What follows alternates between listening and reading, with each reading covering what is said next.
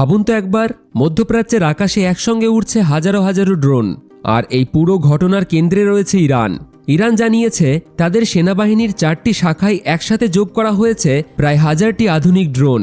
এই ড্রোনগুলো শুধু নজরদারি করে না, এগুলো সরাসরি হামলা চালাতে পারে, শত্রুর যোগাযোগ ব্যবস্থা নষ্ট করতে পারে, এমনকি মাটি, আকাশ আর সমুদ্র সব জায়গায় আঘাত আনতে সক্ষম। ইরানি সেনা সূত্র বলছে সম্ভাব্য যুদ্ধের আশঙ্কা থেকেই এই প্রস্তুতি নেওয়া হয়েছে।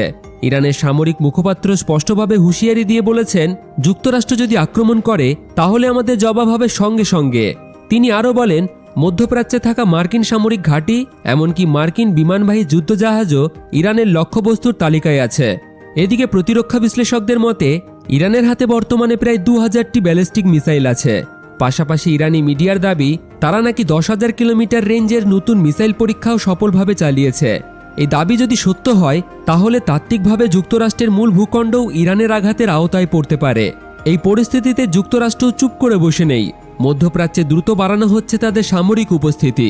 প্রেসিডেন্ট ট্রাম্প দ্বিতীয় নৌবহর পাঠানোর ঘোষণা দিয়েছেন।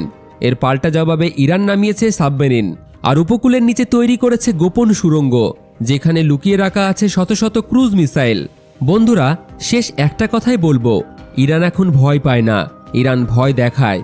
তো আপনাদের কি মতামত কমেন্টে অবশ্যই জানাবেন। ভিডিও ভালো লাগলে একটি লাইক করে বন্ধুদের সাথে শেয়ার করে দিন, আর এই ধরনের ভিডিও পেতে আমাদের চ্যানেলটিকে সাবস্ক্রাইব এবং ফলো করে রাখুন।